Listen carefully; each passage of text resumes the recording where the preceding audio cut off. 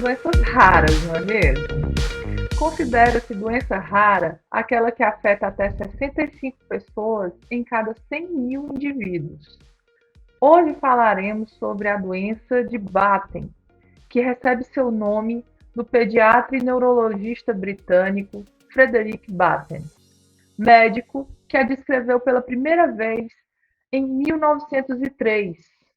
Também conhecida como CLN2, é a forma mais comum de um grupo de transtornos chamados lipofucinose seroides neuronais.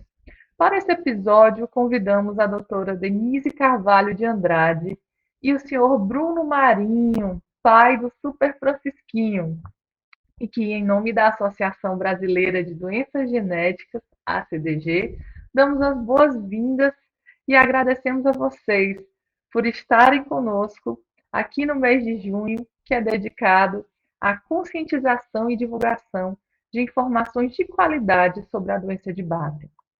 O programa Conexões Raras tem como objetivo ampliar o acesso à informação e fortalecer a rede de apoio à causa dos raros em nosso país, por intermédio de ações no ambiente digital e assim levar conhecimento e busca de apoio aos pacientes. Agradecemos aos nossos patrocinadores Sanofi e Biomarin por contribuírem ativamente com ações tão importantes para a causa dos raros.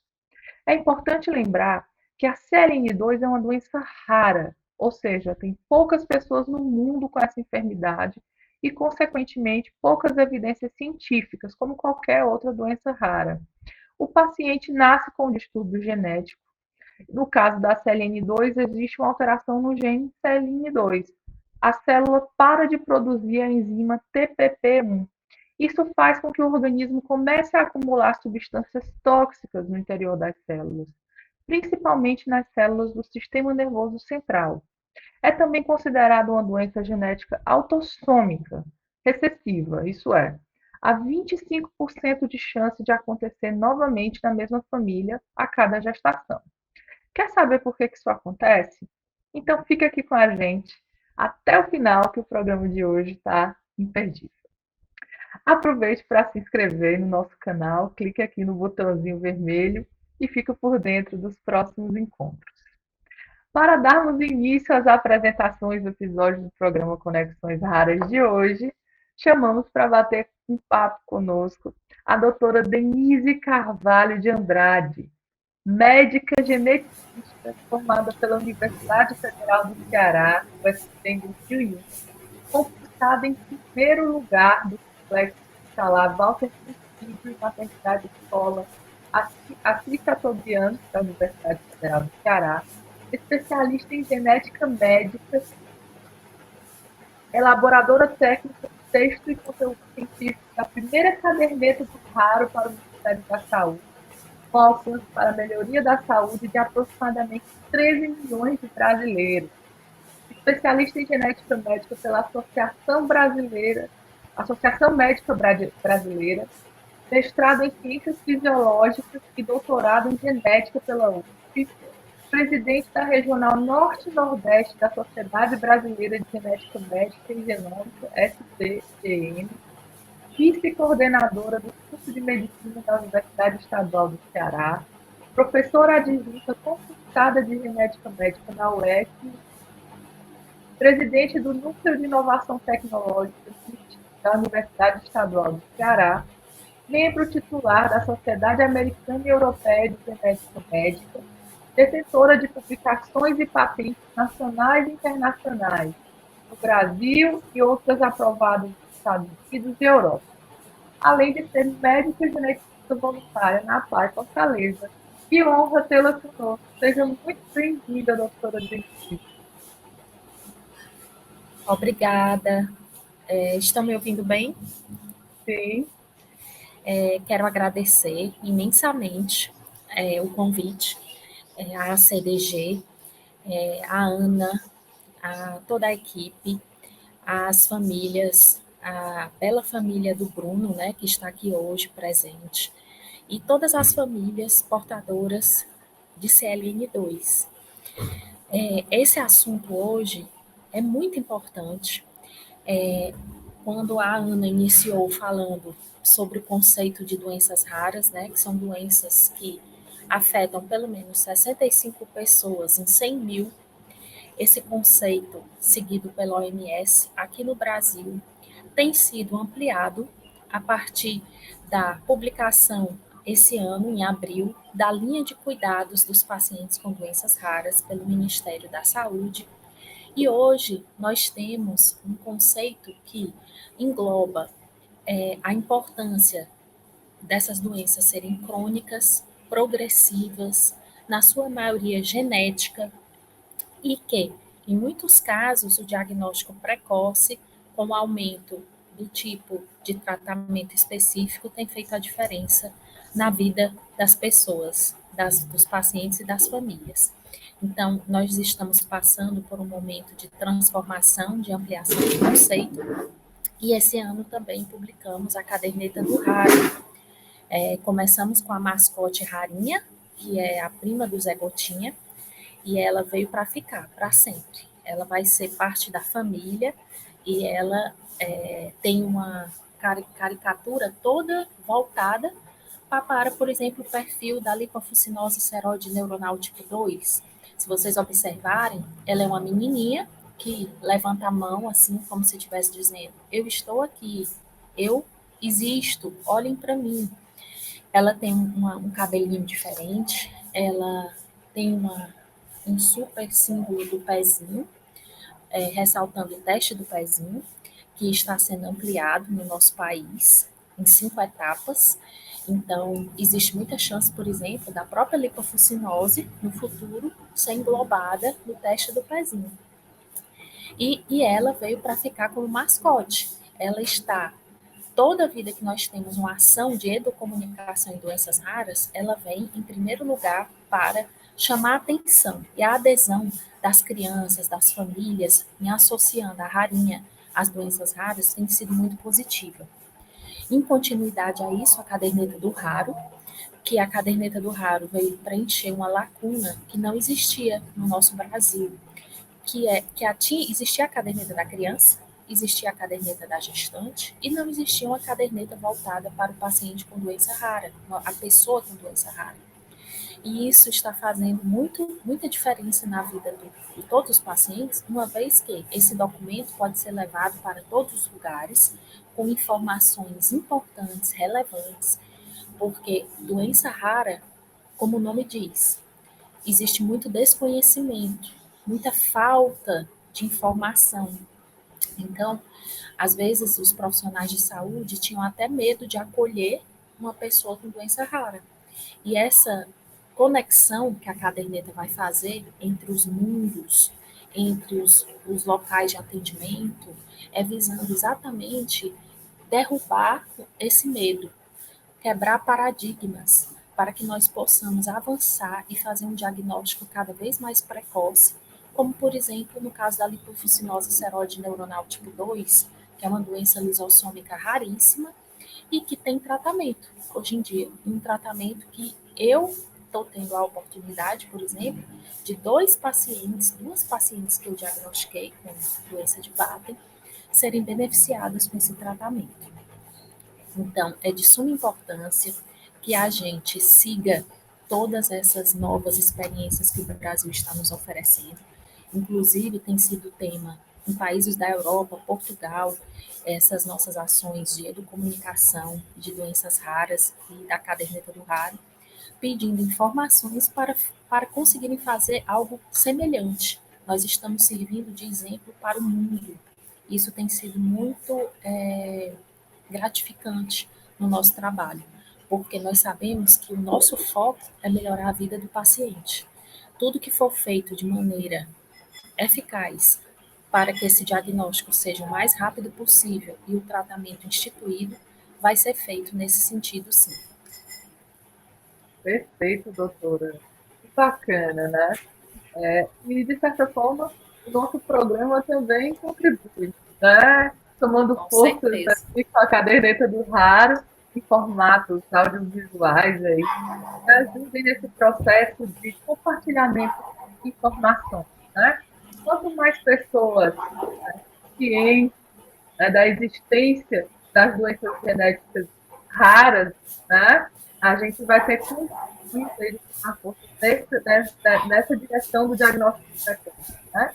E também o estímulo a grupos de pesquisa que busquem nesses tratamentos, que ainda é uma parte muito pequena das doenças raras, sem tratamento, né? Então precisa aí de uma agenda forte, colaborativa e cooperativa de toda a comunidade, né? De toda essa ecossistema. Né? E também dizer que a gente teve a honra de receber a Rarinha aqui, essa personagem bacanérrima nos nossos 20 anos de ACDG, que fez toda a diferença, né? Uma personagem que, de fato, se conecta, né? Inclusive, para quem não sabe, as doenças raras, né? A maioria genética, em termos profissionais, é a segunda causa de morte, né, infantil no nosso país, né? De mortalidade infantil no nosso país. Então, é extremamente importante, né, que a gente se comunique, né, infantil, né, de uma forma lúdica, né, de uma forma que se conecte com as crianças, com os pais, para que a gente consiga virar aí, reverter esse quadro, né, virar esse jogo, né, e conseguir avançar nessa agenda. E, portanto, gostaria de convidar o nosso próximo convidado, o senhor Bruno Marinho. Ele e Joline, que são pais do Super Francisquinho. Moram em Breve, cidade na ilha de Marajó, no Pará, né? E tem feito aí da sua trajetória uma grande inspiração, né, para toda a comunidade de raros do nosso país. Bem-vindo, Bruno. Bom dia, Ana. Bom dia, doutora. Tudo bom? Tudo bom. Agradecer ao convite, né? É sempre uma honra participar das ações da CDG. É uma honra de conhecer, doutora. Achei incrível a criação da Rarinha, as crianças poderem se identificar os raros, poderem ter algo simbólico, né? Para se identificar, né? Para algo que mostra um lado positivo, né? De toda a luta, de todas as dificuldades, né? A gente tem uma imensidão aí de doenças raras e cada uma com as suas peculiaridades, com as suas dificuldades, né?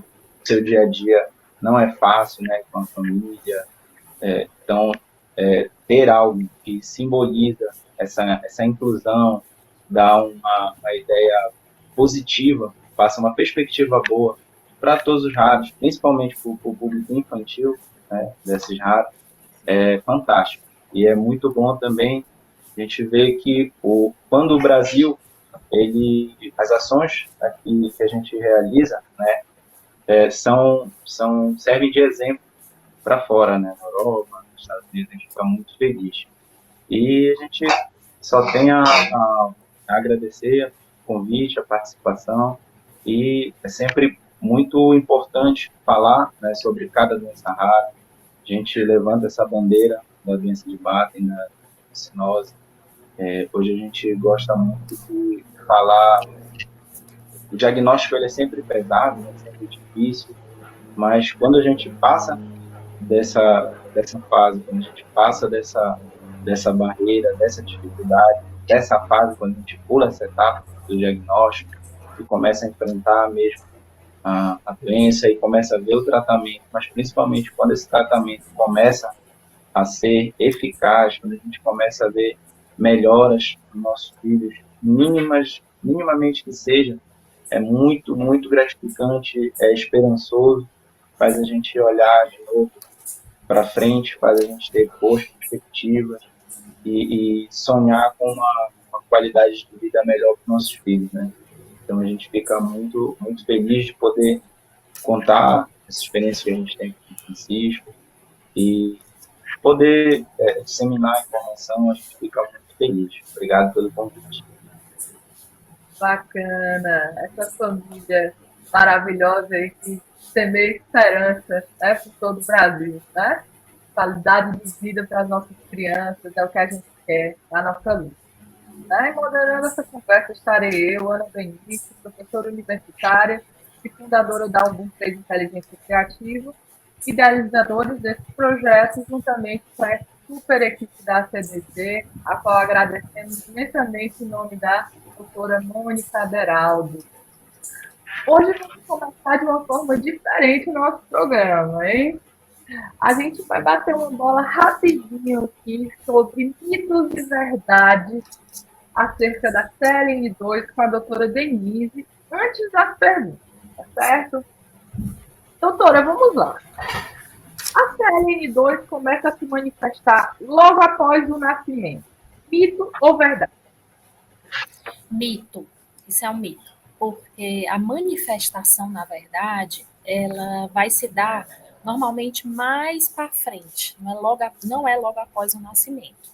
Porém, nós devemos lembrar que a medicina não é matemática, né? 1 mais 1 não é igual a 2. Então, aspectos clássicos que são vistos mais para frente, como, por exemplo, um padrão de convulsão, atraso do desenvolvimento neuropsicomotor, perda de coordenação, alteração da visão, dificuldade de deambular, que são padrões clássicos, são vistos após uma certa idade. E isso se faz compreender até pelo estilo, pelo padrão da doença. Como nós dissemos aqui, a lipofucinose seróide neuronal tipo 2 é uma doença que faz parte de um grupo de lipofucinoses, que existem vários subtipos, constituindo doenças neurodegenerativas. Isso quer dizer o quê? Que com o tempo, sem tratamento, elas vão evoluindo inexoravelmente e podem fazer com que haja perdas de várias funções. E por quê? Porque há o acúmulo de substâncias tóxicas, como a Ana mesmo falou no início do programa, no organismo, principalmente na parte do sistema nervoso. Então, esse acúmulo tóxico, imaginemos, por exemplo, em ferrugem, né? Se esse ferrugem vai se instalando, se instalando, se instalando e nada se opõe à instalação dessa ferrugem, aquilo ali vai se impregnando e vai se acumulando. E à medida que o seu metabolismo vai evoluindo com o tempo, ele vai progredindo esse ferrugem. Aí as pessoas perguntam, doutora, tem a ver com o que a gente come? Não, não é o que você come que vai fazer diferença. É diferente, por exemplo, da fenilcetonúria. A fenilcetonúria tem relação direta com a dieta. No caso da lipofucinose seróide tipo 2, não. Você pode ter qualquer tipo de alimentação, mas você vai ter esse acúmulo de substâncias tóxicas pela ausência parcial ou total de uma enzima, que é como se fosse uma funcionária do nosso organismo eficiente, que ela limpa essa substância tóxica. Então, quando ela está em pouca quantidade ou ausente, ela não vai conseguir limpar. E aí vai se acumular. O nome dessa funcionária eficiente é a TPT, tripeptídeo peptidase. Então, é uma das primeiras em que nós verificamos nas triagens de pacientes suspeitos de lipofucinose seróide neuronal tipo 2. Então, é um mito que seja logo após o nascimento, principalmente porque por se tratar de uma doença metabólica, então existe um tempo para que você perceba essas manifestações, porém, existem exceções de diagnóstico. Por exemplo, se você tem um irmão que já foi diagnosticado com a doença anteriormente, é óbvio que desde até a fase intraútero, dentro da barriga, a mãe pode fazer o teste genético e já saber se aquela criança tem ou não a lipofucinose, uma vez que ela tem tratamento.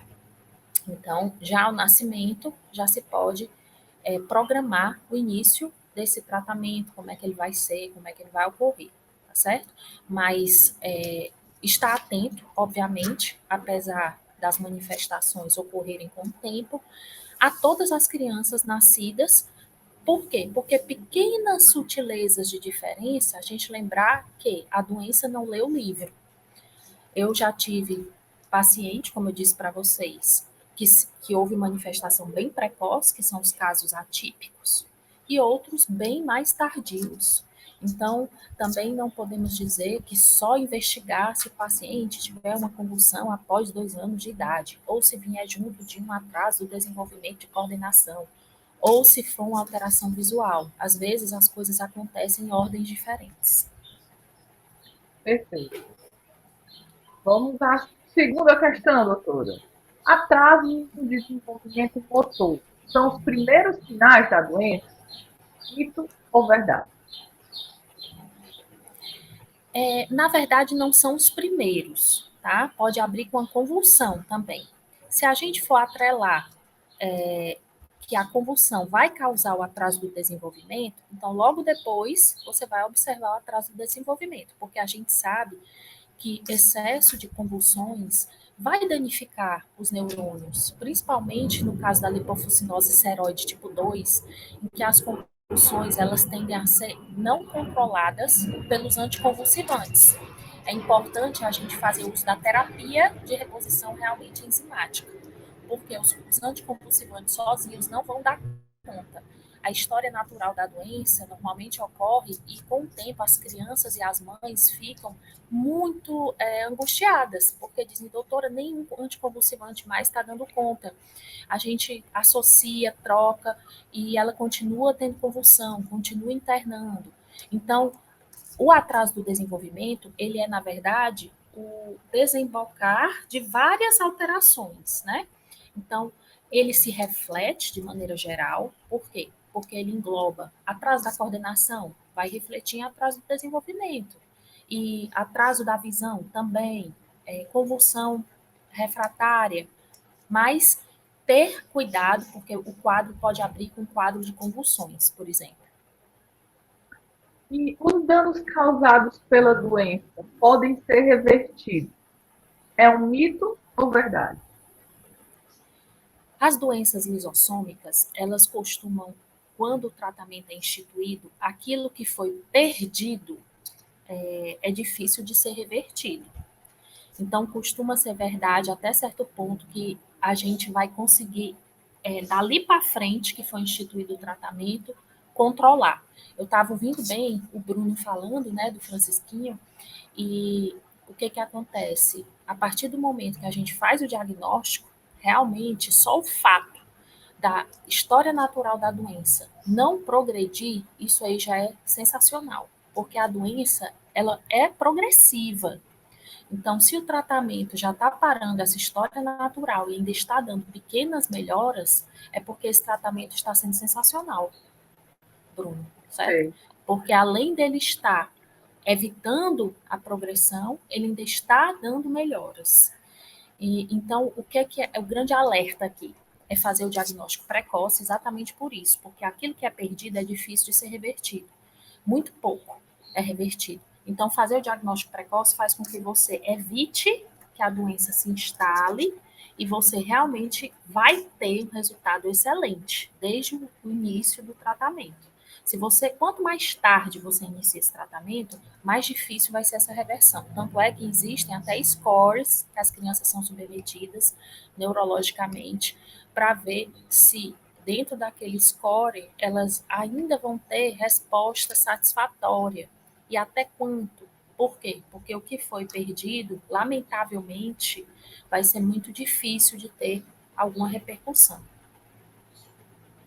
Para fechar esse bloco, as mitos de verdade, doutora, não existe cura para a doença de Baker. Mito, verdade. Cura seria o quê? Vou dizer para você aqui, seria a terapia gênica. E eu acredito que nós já estamos bem próximos disso, tá? Então, se eu disser cura, cura, cura, hoje ainda não tem, mas existe um tratamento excepcional que controla a doença. Um tratamento real e que todos os pacientes agora estão conseguindo. E eu louvo aqui a participação de todos na aprovação recente, né, da Conitec, em que a União fez a força. Eu tive realmente o prazer também de estar presente, fiquei muito alegre, meu coração assim, se encheu de alegria dessa vitória. E a terapia gênica, ela é uma realidade, já é uma realidade para a miotrofia espinhal progressiva, já é uma realidade para um tipo de cegueira importante, já está sendo feita no Brasil.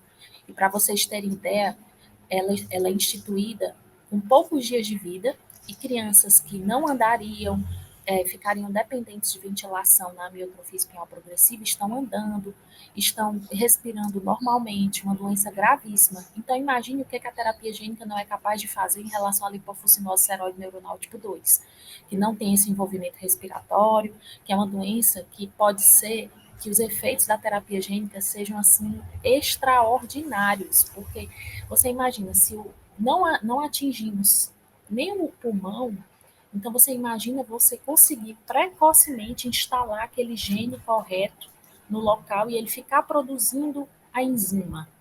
Então, aquilo ali vai ser realmente a cura, porque a proposta da terapia gênica é a instalação do gene lá, entre aspas, correto, como se fosse um transplante de órgãos ou um transplante de gene. Lá naquela posição em que o gene codifica a enzima, que é essa proteína, e ela ficar para sempre sendo produzida no corpo da criança. Então, isso seria a cura, e nós estamos muito próximo disso, sim. Oh, maravilha! E aí, doutora, a gente pode dizer que por isso também é tão importante o teste do pezinho, né? Que a gente consegue detectar, né, todas essas probabilidades aí, ou defeitos genéticos ali pré-existentes, né? E haver a terapia gênica, né? Que faz essas correções, né, precocemente. Isso. Bom, E existe vamos. uma etapa, né, prevista das doenças lisossômicas, que é na terceira etapa. Então, já engloba mucopolissacaridose, doença de Gaucher. E nós vamos lutar, sim, para que as lipofucinoses sejam incorporadas. Por quê? Porque o diagnóstico, o que a gente entende? Que as doenças que existem em tratamento, elas têm prioridade zero no teste do pezinho. Prioridade zero.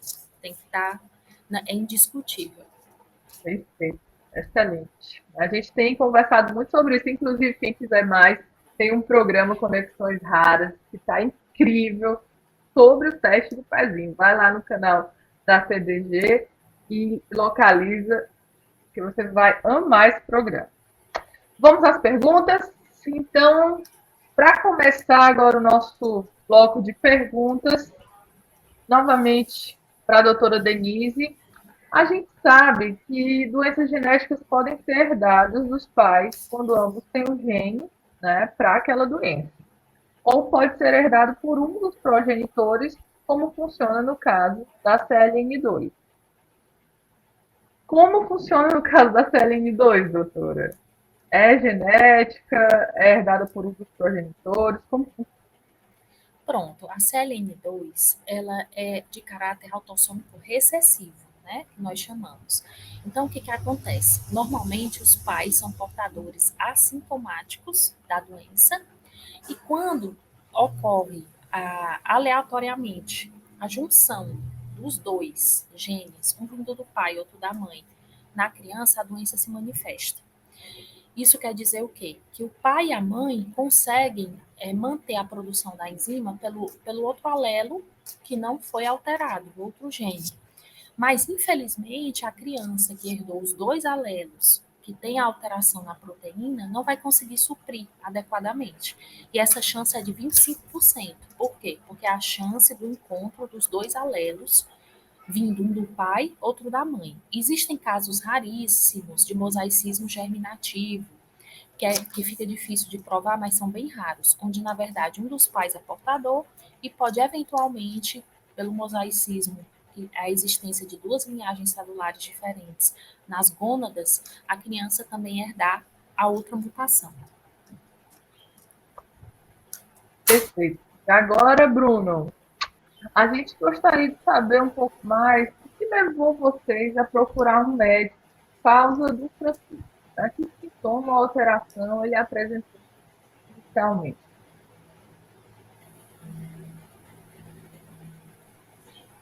Está sem áudio. Tá ouvindo? Agora sim. Bom, Francisco, ele era uma criança normal, né, muito ativa, muito esperta, e quando ele completou 3 anos, um mês, ele teve uma primeira convulsão. E foi associado a uma crise de. A gente estava dentro do consultório pediátrico, mas numa consulta de rotina, e lá ele foi também. Aí fez uma bateria de exames e não encontraram nada, né? Fez tomografia, fez raio-x do crânio, não aconteceu, não encontraram nada. E aí nós estávamos em Belém, a gente voltou para Breves, né, para a nossa cidade, e aí 2 meses depois, ele teve outra crise. E 1 mês depois, outra crise. Poxa, não é normal, né? Então, procurou um neuropediatra, uma neuropediatra, e aí passou uma bateria de fez uma ressonância magnética.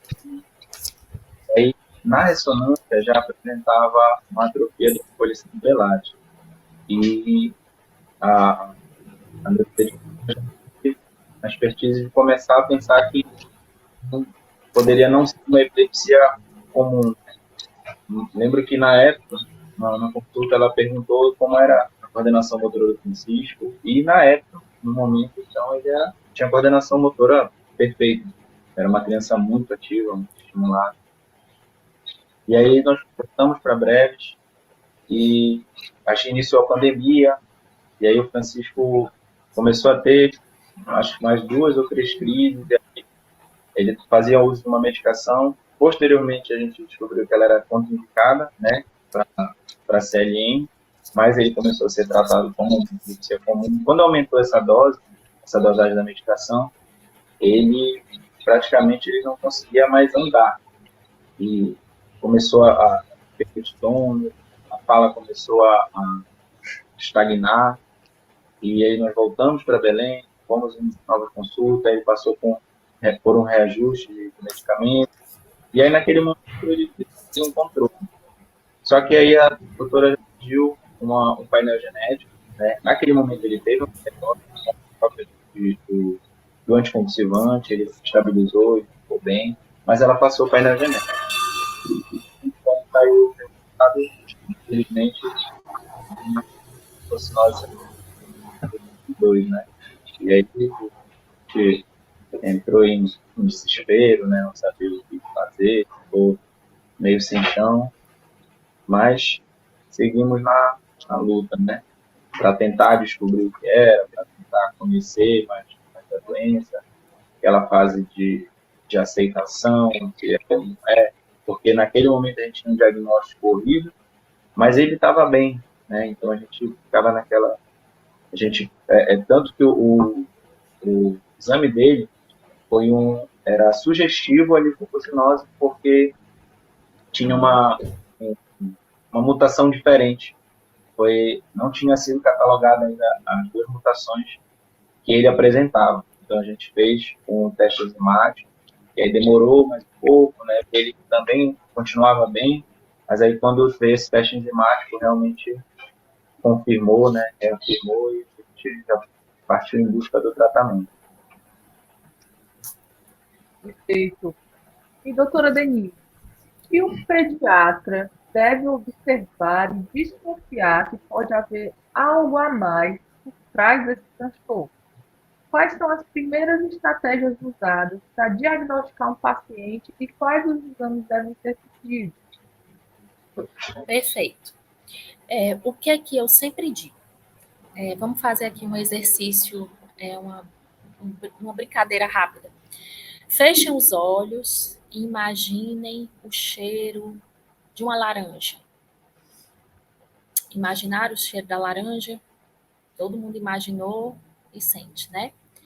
Agora vamos mudar de fruta. Fechem os olhos e pensem o cheiro do butiá.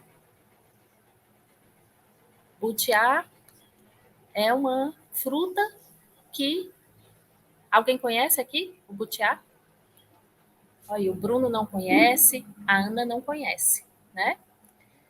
Então, qual é a mensagem que eu digo? Primeiro, que a gente não conhece, a gente não vai lembrar. Então, se você não conhecer a doença, não saber que ela existe, você nunca vai diagnosticá-la. Então, reciclagem, reciclagem, reciclagem. Por isso que eu já deixo aqui minha mensagem: Ministério da Saúde, ações de educomunicação em doenças raras. Acesse gratuitamente todos os profissionais, todos os pais, as pessoas que têm ligação com as doenças raras. Existe um curso gratuito online, que inclusive dá certificado para todos esses grupos de doenças. Então, você pensar que a doença existe. Uma vez você sabendo que ela existe, que você se apropriou do conhecimento, você fica alerta que toda criança precisa de um acompanhamento. Desde o pediatra, por exemplo, que tem frequência de visitas, né, da criança, ele tem que ficar alerta. Quando O desenvolvimento, por exemplo, do Francisquinho me chamou a atenção. O pai disse, até 2 anos, 3 anos, não tinha nada, né? Então, o pediatra continuava, aparentemente não dava para ver nada, ninguém vai ficar fazendo ressonância, essas coisas numa criança que sem motivo, né? Sem justificativa. Mas, de repente, convulsão, né? Então, essa convulsão, o pediatra, ele uma vez tendo se reciclado e sabendo que essa doença existe, ele tem comprometimento profissional de focar naquilo ali e só sossegar quando esclarecer.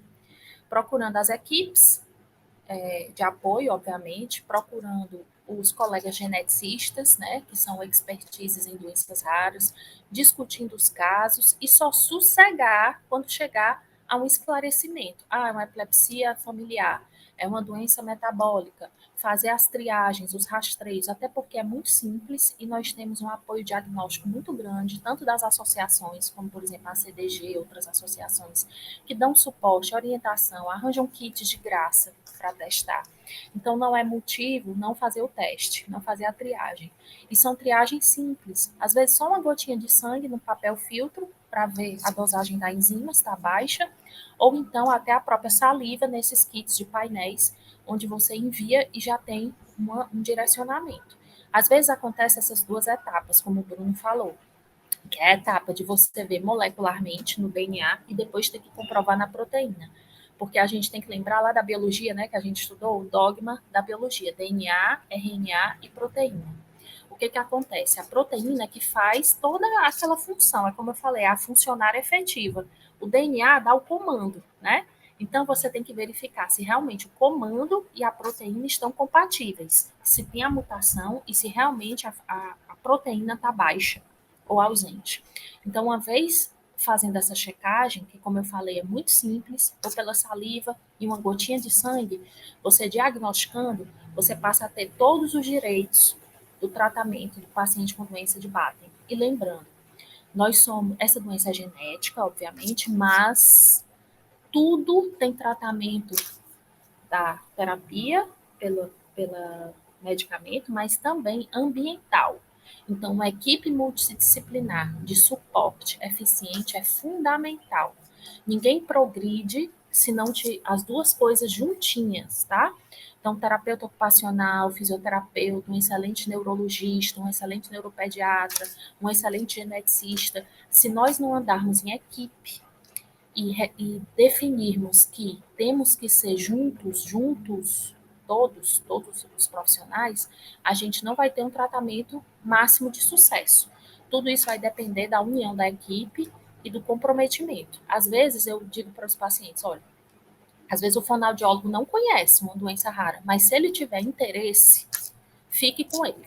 Porque aquele profissional interessado é o profissional, é aquele que tem comprometimento, é aquele que realmente acolhe o seu filho, acolhe a pessoa.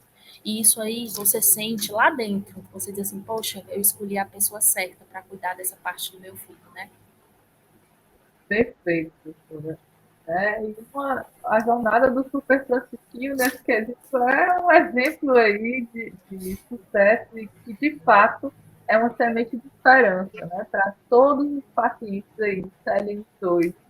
Por isso, Bruno, conta para a gente quando vocês começaram a procurar o diagnóstico, os neuropediatras desconfiaram de doenças genéticas, quanto tempo levou até sair o diagnóstico? Bom, a primeira neuropediatra, depois que ela viu a ressonância magnética dele, ela desconfiou de alguma doença genética e ela recomendou que a gente fizesse o painel genético. E acho que da primeira convulsão até o diagnóstico demorou entre 9 e 10 meses, mais ou menos. Mas mesmo quando saiu o diagnóstico, assim, ainda estava muito bem, ele tinha total autonomia, ele tinha uma leve perda de força já, ele já não ele era uma criança que corria, ele não andava, ele só corria, né? Só corria, pulava, ele nem gostava de andar, né? Ele não gostava de fazer nada monótono, ele ia pulando pela casa, só brincando. Então, tipo, eu acho que ele nem andava, ele só corria. E aí essa força essa velocidade ela começou a diminuir, né? E aí, quando já saiu o diagnóstico, a neuropediatra já encaminhou a gente diretamente para esse atendimento multidisciplinar, para que enquanto a gente não conseguisse ter acesso ao medicamento, e já começasse a fazer a reabilitação de imediato, né, para que a gente tentasse amenizar já as perdas. E aí já começou a fazer fisioterapia, começou a fazer fono, terapia ocupacional, foi acompanhado por psicólogo. E essa questão que a doutora Denise falou é uma coisa que a gente defende e propaga muito, que o atendimento multidisciplinar, ele é tão importante quanto a medicação, né, quanto a reposição enzimática. É fundamental. Só a reposição enzimática, a melhora dessa criança, a melhora desse paciente, ela fica muito tolhida, né? E o atendimento multidisciplinar, ele amplia muito a nossa perspectiva de qualidade de vida, de perspectiva de melhora dos nossos filhos, e é o que, juntamente com a reposição enzimática, torna possível essa melhora. Ainda há pouco eu falei em pequenas melhoras, né, de projeção enorme da doutora, mas não foram tão pequenas assim, não foram tão sutis. Francisco, ele surpreende a gente assim a cada instante. Eu já vi alguns médicos falarem que quando a criança perde o controle cervical, né, quando perde o controle de tronco, é muito difícil se recuperar isso, né? E o Francisco, ele, na primeira dose dele, gente, na primeira dose, quando ele foi fazer a reavaliação com a fisioterapeuta, ela avaliou ele antes dele começar a medicação, né? E ela avaliou ele depois da primeira dose. E ele já conseguia sentar sozinho, conseguia. A fisioterapeuta colocou ele no chão, né, deitado no tatame, e ele fez um estímulo e ele sentou sozinho, né, controlando com muito esforço, com dificuldade, mas controlando o pescoço. E aí ele apresentou várias progressões, várias melhoras em vários âmbitos, recuperando o vocabulário, tudo com muito esforço, é claro, tudo com muita dificuldade, mas recuperando o vocabulário, melhorando os movimentos, cada vez com mais força de tronco, de cervical. Então, esse atendimento multidisciplinar é fantástico, né? E a gente fica encantado com a medicação, né? E esperançoso também pela questão da terapia gênica, né? É um sonho, mas a gente tem alguns sonhos que já estão sendo realizados, né? A questão da incorporação do SUS, se Deus quiser, no futuro próximo já, a partir do pezinho, meio que esse diagnóstico e esse tratamento serem mais precoces possíveis, né? Para que outras crianças não precisem chegar ao estado que os nossos filhos chegaram, que o Francisquinho chegou, que a gente passou. A gente olha para frente, né? A gente olha para o futuro e vê algumas perspectivas muito boas e enche o nosso coração de esperança, de felicidade. E a gente só está aqui para somar, para ajudar, para contribuir. Fica muito feliz com tudo isso que está acontecendo. Nada é fácil, tudo é com muita luta, com muito esforço, principalmente dele, né? Em cada sessão de terapia, em cada sessão de reabilitação. E isso que você falou, doutora, também de abraçar, né, cada profissional bom que a gente encontra. Deus tem sido muito maravilhoso com a gente por cada profissional que coloca no caminho do Francisco. Aqui a gente tem encontrado assim profissionais, me emociono porque a gente nem é aquela relação de terapeuta e paciente, né, de médico e paciente. A gente criou uns laços assim muito fortes, muito bonitos com cada profissional que atende o Francisco. E a gente só tem a agradecer a Deus por cada um desses profissionais que vem ajudando o Francisco a progredir, ajudando o Francisco a melhorar e nos ajudando a enfrentar todas as dificuldades que vêm acontecendo. Amém. Amém. Em breve vocês vão poder conhecer aí essa super equipe, né, que a gente está preparando as surpresas bem bonito para vocês. Bruno, como vocês conseguiram ter acesso ao tratamento do câncer? Acho que é talvez o que dê a maior angústia, né? Deu maior, assim, desespero mesmo, né? Porque primeiro a gente descobre, eu lembro muito bem da neuropediatra ligando para conversar sobre o diagnóstico do Francisco, né? Ela chegou a chorar na ligação. Pô, eu lembro que ela comentou que a CLN era uma. Ela falou assim para mim: sabe aquela doença que você estuda na faculdade, mas que tu tem certeza que tu nunca vai encontrar? E encontrou, né? E justamente com o Francisco. Apareceu no caminho dela, né? Nosso caminho. E a gente falou: é uma doença que não tem cura, daí você se desespera, né? Fica angustiado, com medo de perder o seu filho, seu filho mais precioso. E aí logo você descobre que tem, mas tem um tratamento. Não tem cura, mas tem um tratamento. Então vamos correr atrás do tratamento. Mas o acesso a esse tratamento é extremamente difícil, né? Por ser uma medicação de alto custo. Então é uma montanha russa de emoções. Né? Desespero, esperança e desespero de novo. E aí a gente lutou assim, fez tudo que tivesse ao nosso alcance, aguardando a judicialização, né? Aguardando essa liminar para que seja só dado o direito a tratamento, o direito à saúde, né, o direito à vida. E isso é muito, muito doloroso, porque do diagnóstico até o dia que o Francisco fez a primeira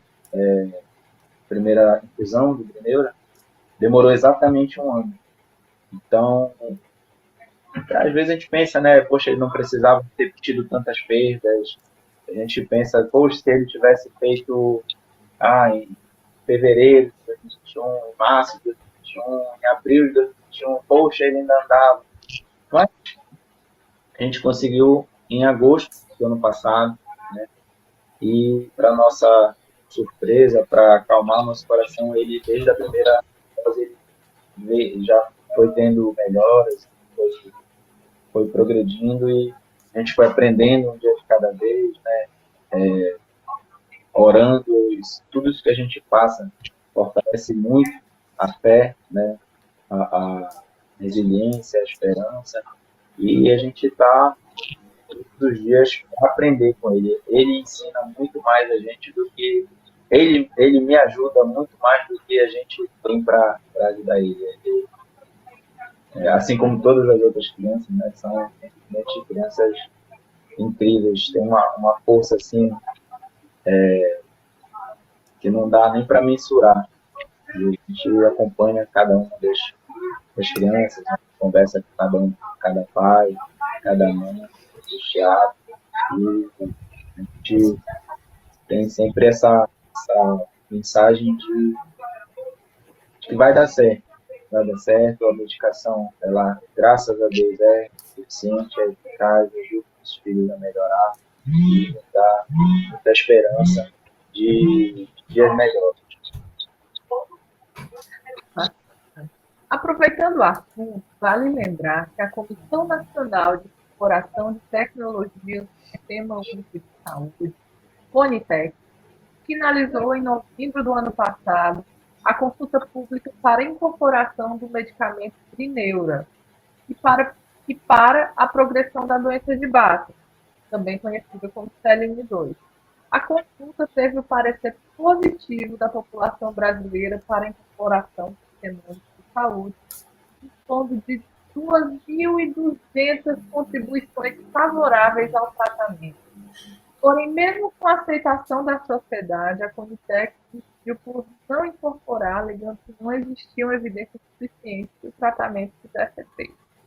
A Comissão de Assuntos Sociais organizou no dia 23 de fevereiro um debate para discutir o tratamento da doença de Batten e o parecer negativo da Conitec, contando com a presença dos senadores Flávio Arnes e Mara Gabrilli, Além dele, Priscila Gebrim-Lowley, coordenadora-geral da Gestão e Tecnologias em Saúde do Ministério da Saúde, a doutora Mônica Aderaldo, presidente da Federação das Associações de Doenças Raras Norte e Nordeste e Centro-Oeste, FEDRAM, que também é diretora social da CDG, ressaltou durante o debate que essa luta pelo medicamento tem sido travada desde 2017, quando ocorreu o primeiro diagnóstico de CLN2 no Brasil. Ainda diz que a judicialização não é boa para ninguém e que o intuito dos responsáveis pelas crianças é evitar esse tipo de processo, pois com a incorporação no SUS, o custo será menor para o governo em aproximadamente 11%, e as crianças diagnosticadas vão ter um tratamento rápido, impedindo o avanço da doença.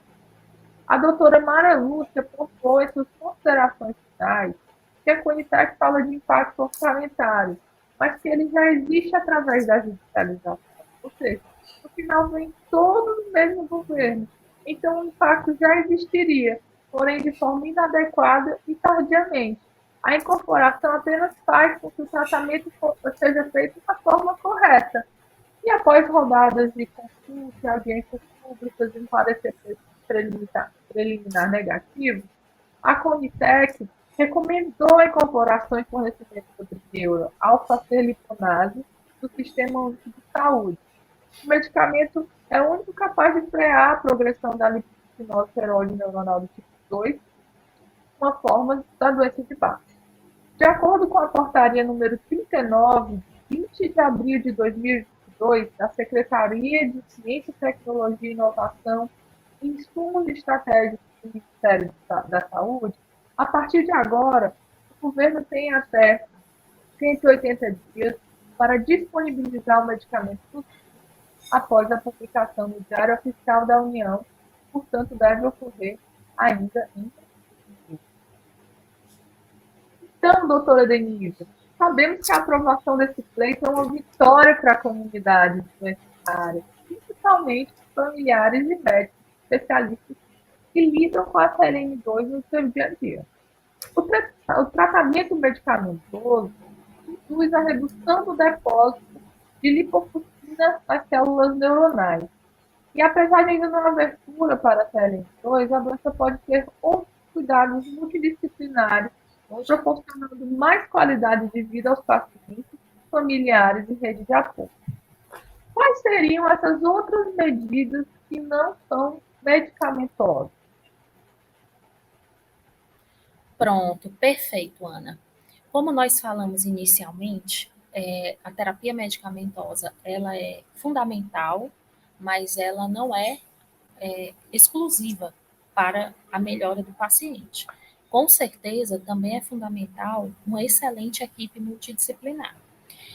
E nós temos alguns protocolos médicos que nós cumprimos com dois objetivos, né? Primeiro, para registrar a eficiência do medicamento e segundo também para mostrar que às vezes a realidade desafia até a ciência.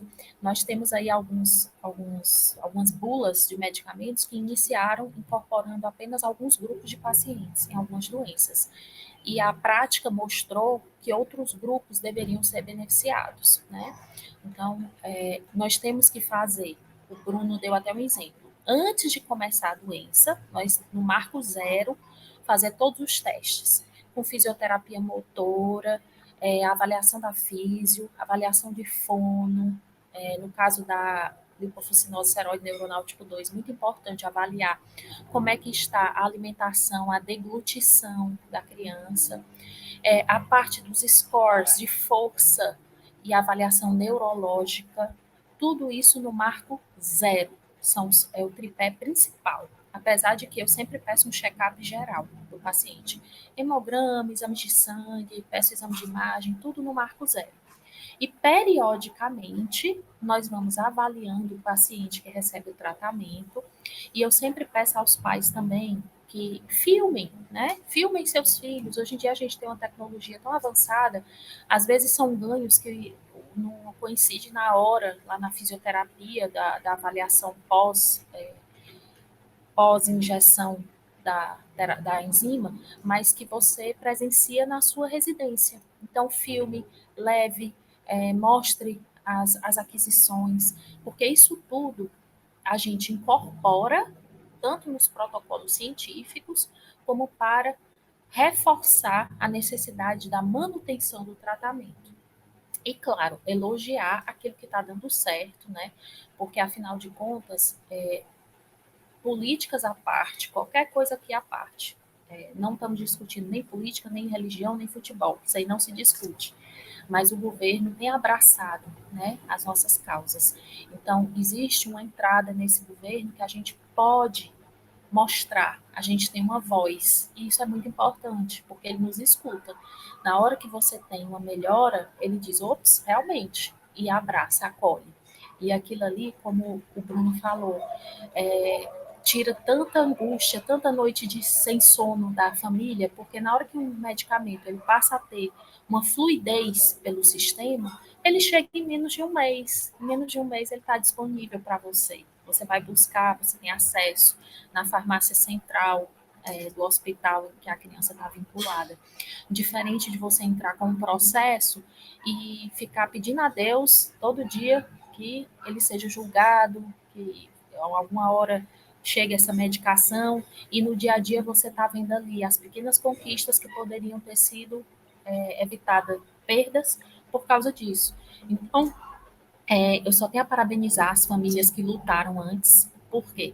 Porque a luta delas está abrindo caminho para a melhora dos outros filhos, né? Dos outros filhos que virão, dos filhos do vizinho, dos filhos do seu amigo, do filho que está lá distante, no interiorzinho, que nem sabe às vezes que outro pai existe, mas que vai ser beneficiado pela sua atitude, pela sua firmeza, pela sua perseverança, né? E eu costumo dizer, tudo que a gente faz de bom nunca se perde. Então, por mais que você não tenha sido 100% beneficiado de uma maneira justa por aquilo que você tem direito, mas aquele bem vai voltar para você por você ter seguido em frente, ter lutado, mesmo com dias de esperança, de altos e baixos, né, de desespero e de esperança. Por quê? Porque aquele bem vai chegar mais rápido para outra criança e aquilo ali vai gerar uma onda positiva que vai chegar também de novo até você.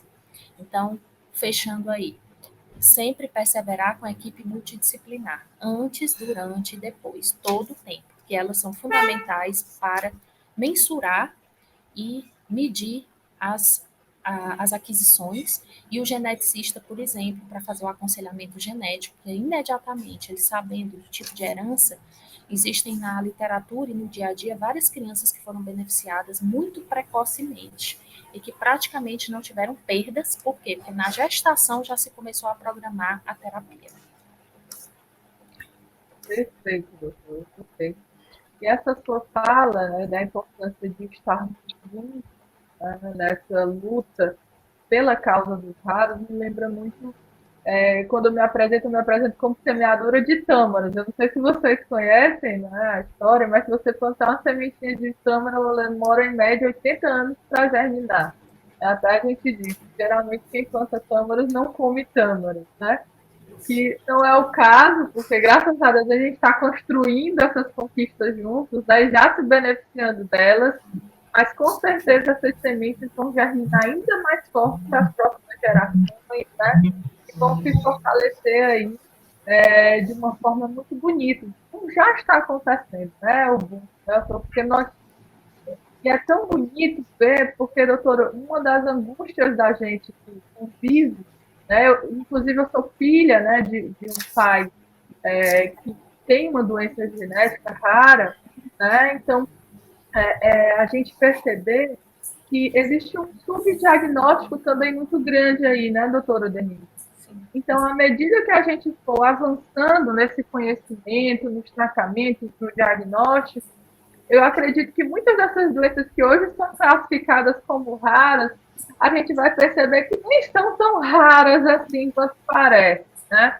Então, existe aí um movimento muito forte, uma onda do bem aí, que eu acredito que vai ajudar a transformar a forma como a gente enxerga a medicina genética, né, nesse segmento, e devolver aí a esperança e a qualidade de vida para muita gente no mundo todo, certo? Infelizmente, vamos caminhando para o final de mais um Conexões Raras. Para você que esteve aqui conosco até agora, nosso pedido é que compartilhe esse evento. Essas informações preciosíssimas. Clique aí no botão compartilhar que está aqui embaixo da tela e divulgue para toda a sua rede de amigos, conhecidos, né? Profissionais de saúde que acompanham você, seus filhos, toda a sua família, né? Porque esse evento foi preparado com todo carinho para todos vocês, por vocês e para vocês mesmos. Vamos tomar força, que a agenda dos raros precisa de todos nós. E agora seguimos fazendo um convite para os nossos participantes deixarem aí uma mensagem final para a nossa audiência. Bruninho, quer começar? Pode ser. A gente, mais uma vez, né, só tem a agradecer o convite e por todo o espaço, por todo o apoio que a CDG, né, que nos oferece, sempre nos acolhendo, sempre tentando divulgar e disseminar informações. Foi uma parceira assim, fortíssima, né, nessa nossa causa pela incorporação, né, por fornecer o acesso a esse medicamento, a esse tratamento pelo SUS, né, que vai nos dar esperança, vai nos dar garantia, né, desse direito à medicação, direito à vida, né, direito a tentar proporcionar qualidade de vida para os nossos filhos, aquilo que todo mundo quer, que seu filho possa ter qualidade de vida, possa crescer, possa se desenvolver. E a incorporação de medicamentos, ela nos traz isso. Né? A gente agradece a todos que participaram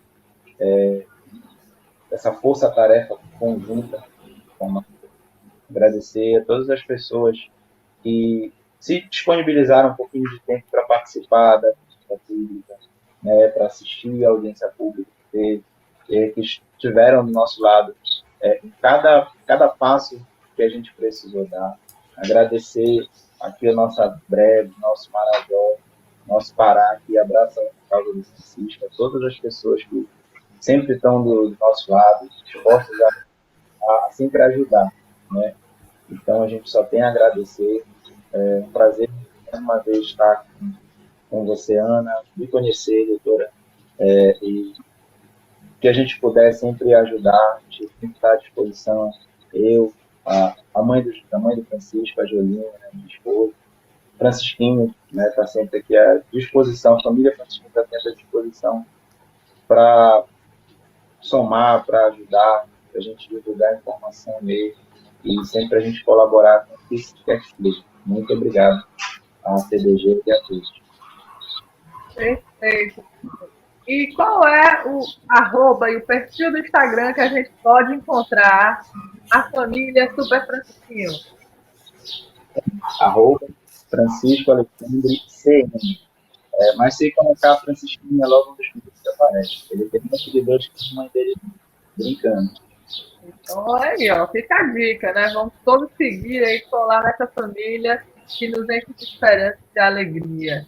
Né? Agora, doutora Denise, suas considerações finais. Já vou seguir aqui o Francisquinho, viu? Peguei aqui o endereço. Quero agradecer enormemente a equipe, né, que se dispôs a criar esse momento, né, em nome da Ana, da CDG, que momentos como esse é que engrandecem e que fazem com que os pacientes realmente tenham acesso à informação e a um diagnóstico e tratamento precoce. Então, vocês são profissionais de excelência. E você duplamente, né, que ainda tem na família, né, uma doença rara, né, Ana? Então tá de duplo parabéns. Quero agradecer em nome de todas as famílias aqui, em nome da família do Francisquinho, que eu adorei conhecer, né, hoje, e que com certeza vou seguir. Quero agradecer a todos os familiares.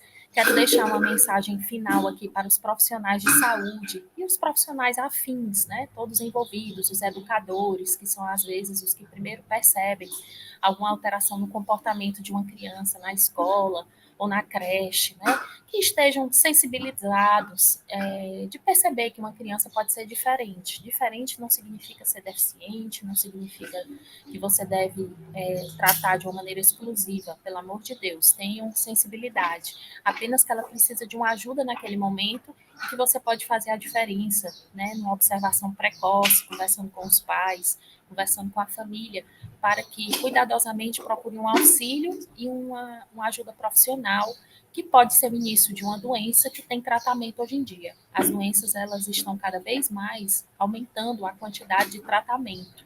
Tratamento enzimático, tratamento gênico, tratamento multidisciplinar. Então, quanto mais precoce você diagnosticar, se atualizem, né? Lembrem do butiá, vão atrás de saber, de procurar ações de educomunicação.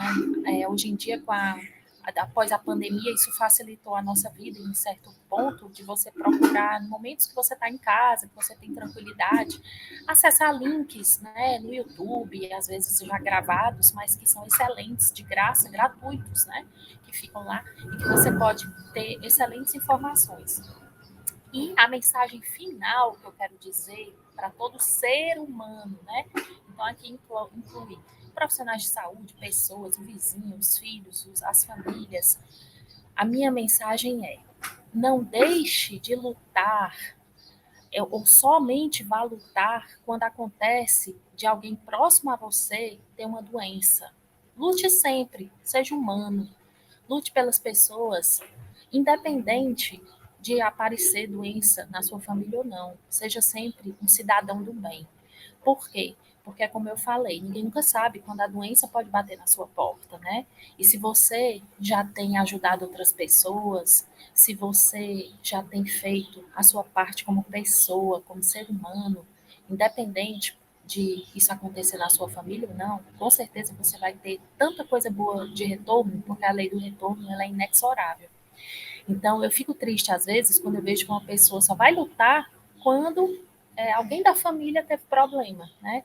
Enfim, é uma luta que é válida, mas mais válida ainda é quando todo mundo, independente de ter alguém próximo ou não, acolhe a causa e faz isso pelo ser humano, porque assim a gente pode ter um mundo um pouco melhor, né? Então, essa é a mensagem final que eu queria deixar para todos. E aprender sempre, que nunca é demais. Perfeito, doutora. É empatia, né? Isso que é empatia. Né? E nós agradecemos imensamente a essa pessoa extraordinária, essa equipe incrível, que certamente vai germinar e dar muito, né? Doutora, vamos deixar aqui disponíveis na descrição do vídeo os links, né, para acessar o portal de educomunicação aí dos raros, a cartilha, né, dos raros. Sim. Se a senhora quiser reforçar, né, quais caminhos as pessoas podem acessar para utilizar a internet, que é um potente canal aí, né, de conexão rara também a todos nós. Pronto. Vocês podem acessar a caderneta do RAR online, né, na Biblioteca de Saúde do Ministério da Saúde, mas, assim, a caderneta física, com o tempo, todos os raros vão receber, certo? Nós vamos aí para a segunda edição, que vai sair. Então, além dos centros de referência, a todos os centros de atenção primária, toda pessoa com doença rara vai ter direito à sua caderneta. Tá? E a ideia é que a gente sempre melhore as edições, que discussões como essa, a gente vai colhendo conhecimento, vai aprimorando. É como um livro que está sempre sendo escrito. Tá? E assim, eu estou à disposição, eu sou fã, admiradora aqui, sigo a CDG, sigo todo mundo. E quem quiser também nos seguir é o @GenClinics, G-E-N Clinics, C-L-I-N-C-S. E lá nós temos uma equipe que está pronta a receber. Nós temos a parte do SUS, que nós orientamos, respondemos perguntas também, a parte por plano de saúde. Então, a gente tem como atender todos os públicos, tá certo? Com o melhor que a gente pode oferecer. Perfeito. Aproveitem também esse canal maravilhoso aí com a doutora Denise e a sua equipe. Né? Vamos seguir, doutora. Todo mundo se seguindo, coisa boa. Tudo no arroba, tudo no arroba. Obrigada a todos que acompanharam o nosso programa de hoje. Fiquem ligados aí no nosso canal da CDG Brasil, todos os meses com novos episódios. E ainda esse mês falaremos sobre a doença de Pompe e fenilcetonúria, DKU. Sigam nossas redes sociais, o Instagram é @ACDG Brasil e nossos podcasts no Spotify. Divulguem muito para alcançarmos o máximo de pessoas em prol da causa dos raros. Acolhimento é a primeira coisa que as famílias de pacientes com CLN2 precisam depois do diagnóstico, seguido pelas orientações para o tratamento adequado da doença. E a CDG proporciona as duas coisas a essas famílias. Contem conosco nessa caminhada. Agradecemos mais uma vez o apoio dos nossos patrocinadores, Sanofi e Marim. E um abraço a todos e até a próxima.